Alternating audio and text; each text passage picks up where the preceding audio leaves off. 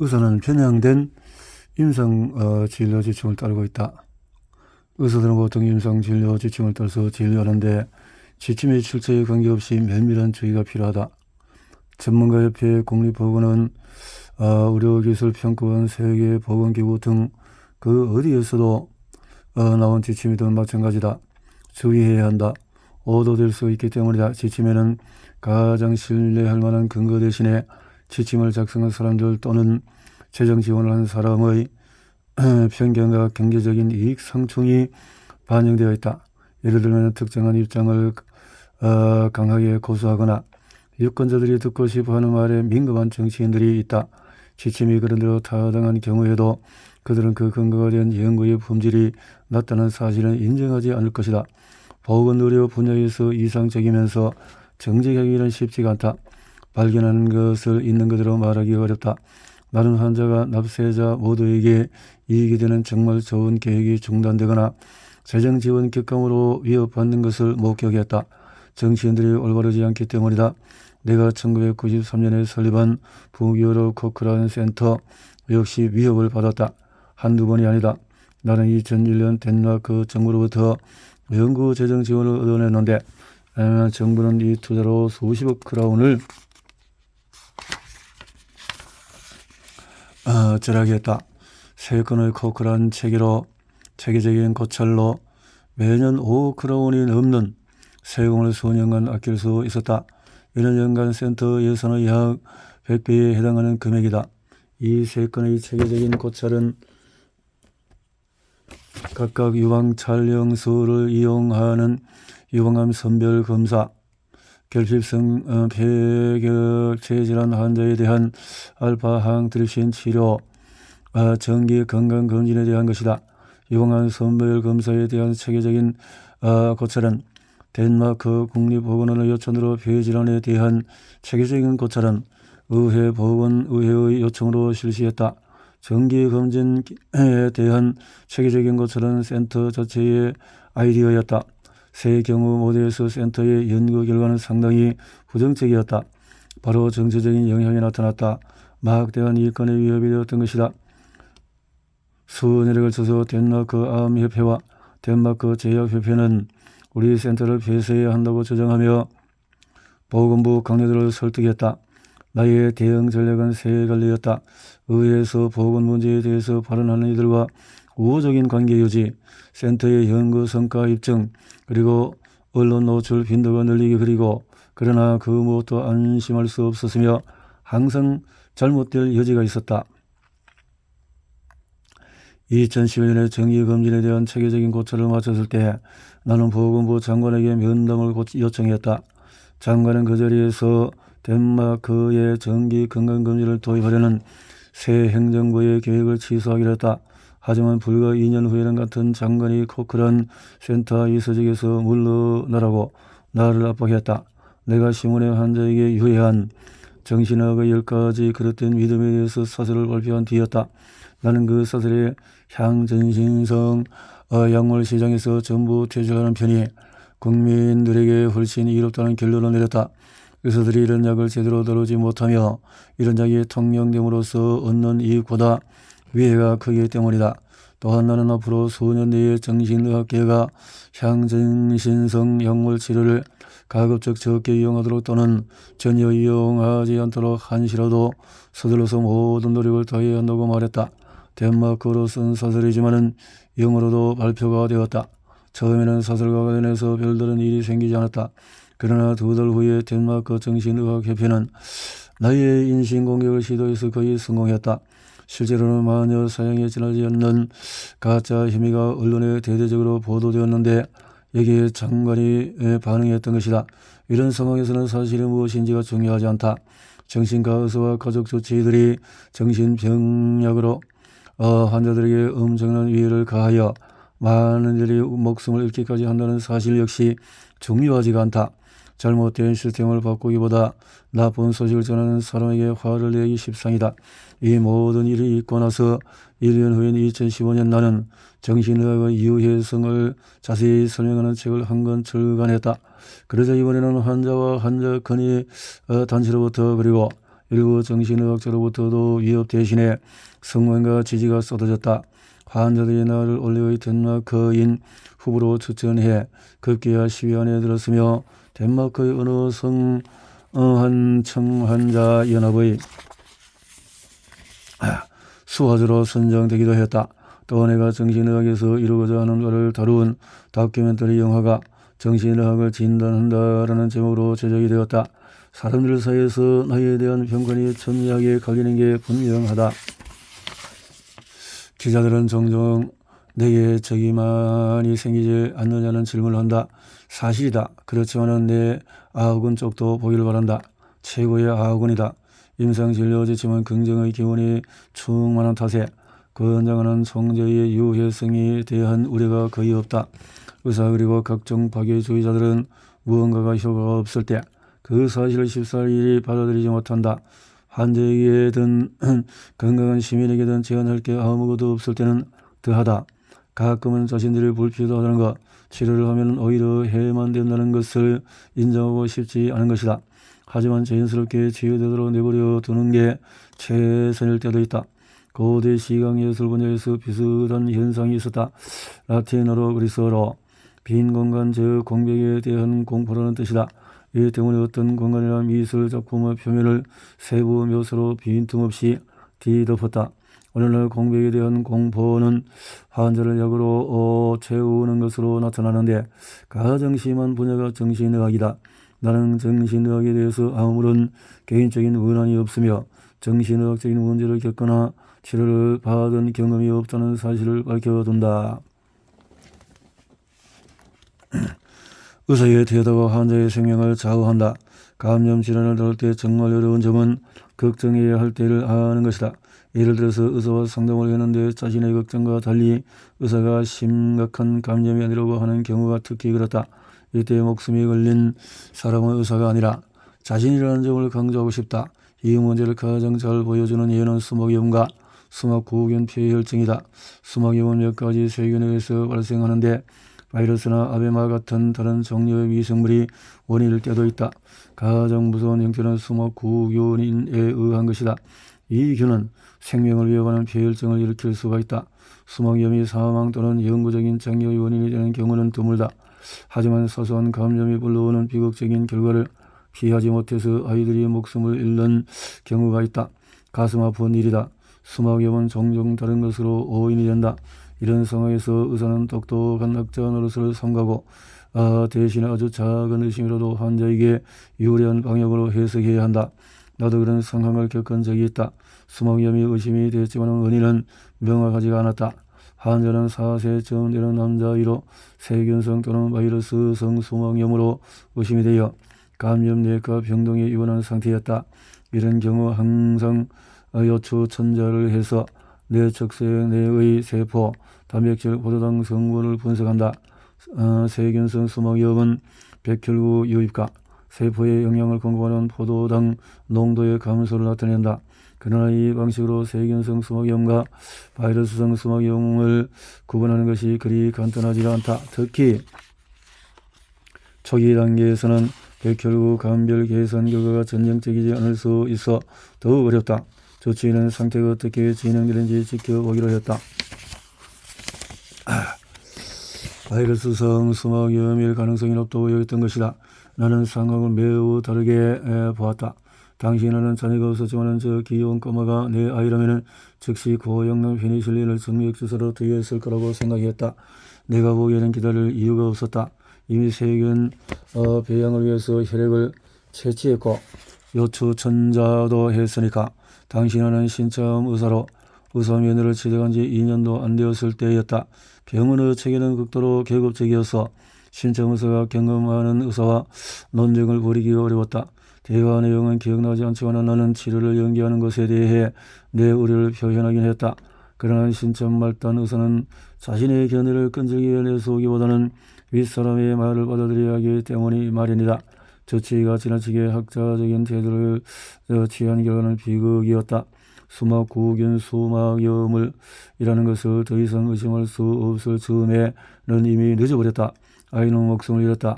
이런 종류의 경험은 절대로 잊히지 않는다. 나는 지금도 내가 선제 의사에게 더 큰 목소리로 내지 못한 것을 두고 자신을 책망한다. 그랬더라도 그가 마음을 돌렸을 가능성은 매우 낮았겠지만 이런 일도 있었다. 이 환자도 어린 소년이었는데 내가 병실에 있을 때 갑자기 호흡이 멈췄다. 병실마다 루벤 풍선이라는 호흡 보조 장치가 있었지만 나는 본능적으로 구강 대비 강 인공호흡으로 아이에게 숨을 불어넣었다. 아이의 호흡이 멈춘 이유를 알지 못했는데 나중에 이번에 수막염 환자로 밝혀졌다. 아이는 합병증이 없이 회복이 되었지만 나는 예방 차원에서 항생제 치료를 받아야 했다.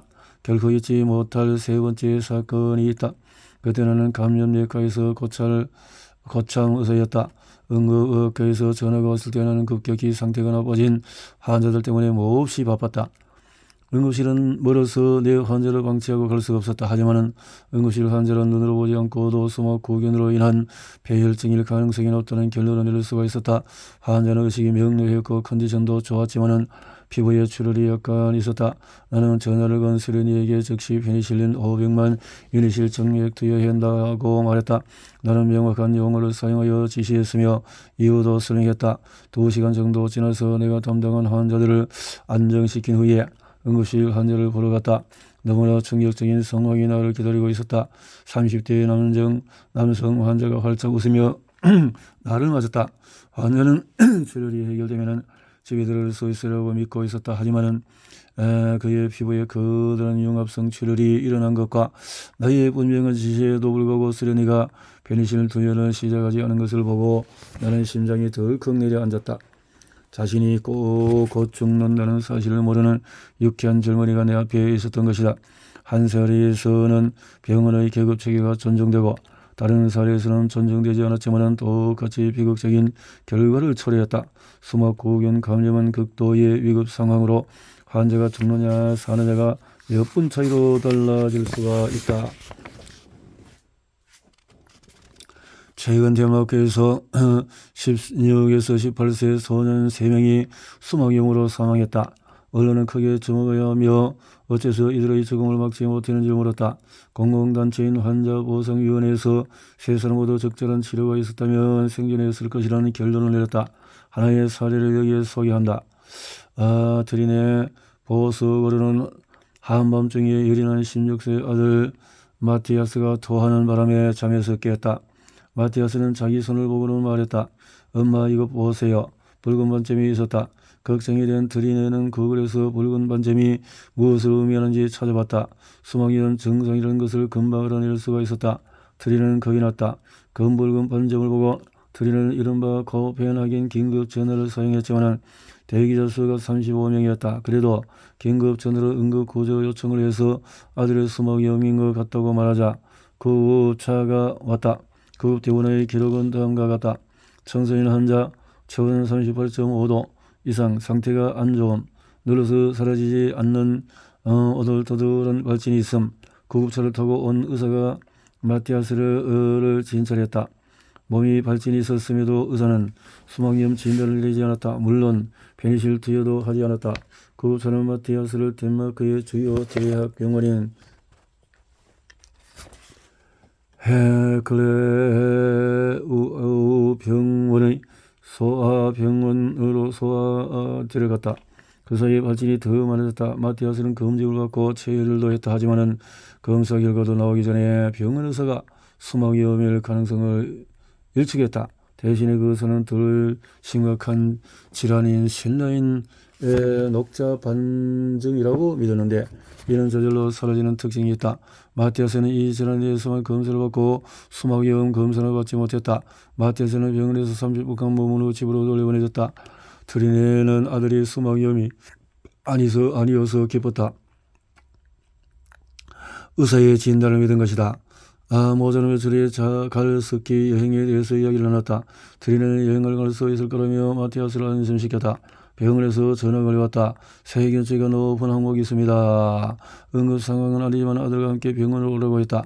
그 사이 마티아스는 상태가 악화되고 있었다. 옷 입는 것을 도와줘야 했고 또 다시 토했다. 다리에 발진이 더 일어나고 어지럼증과 두통 관절을 통을 호소했다. 이마가 부풀어 올렸다. 그러나 의사는 여전히 수막염이나 폐혈증은 아니라고 믿었다. 마티아스는 상태가 점점 악화되는 동안에 드리네는 왜 아들에게 항생제가 투여되지 않는지 이상하게 얘기했다. 그러다가 드리네는 아들에게 약을 주라고 소리를 질렀다. 드리네는 왜 의사들이 위험을 예방하는 차원에서 페니실린을 투여하지 않는지 이해할 수 없었다. 마티아스의 아버지가 병원에 도착했다. 마티아스는 아버지에게 인사를 건넸다. 그게 마티아스가 아버지에게 한 마지막 말이 되었다. 얼마 지나지 않아서 마티아스는 심한 통증을 느꼈고 얼굴 왼쪽이 마비됐으며 의식이 점점 혼미해졌다. 세리네가 전화를 건 시점으로부터 떠든 시간 만에 마티아스에게 마침내 항생제가 투여됐다. 몇 시간 후에 마티아스는 뇌서 상태가 되었다. 언론의 큰 주목에도 불구하고 마티아스는 이후로 2명의 소년이 더 목숨을 잃었다. 1년 사이에 벌어진 것이다. 이후로도 환자안전위원회는 마티아스가 소년 청소년과에 도착했을 때 수막염에 해당하는 증상이 있었고 의료진은 검사 결과가 나오기 전에 항생제를 치료를 시작했어야 옳다는 당연한 결정을 내렸다. 이런 일이 일어날 수 있다는 게 믿기지 않는다. 페니실린을 제때 투여했으나 마티아스는 목숨을 잃지 않았을 것이다.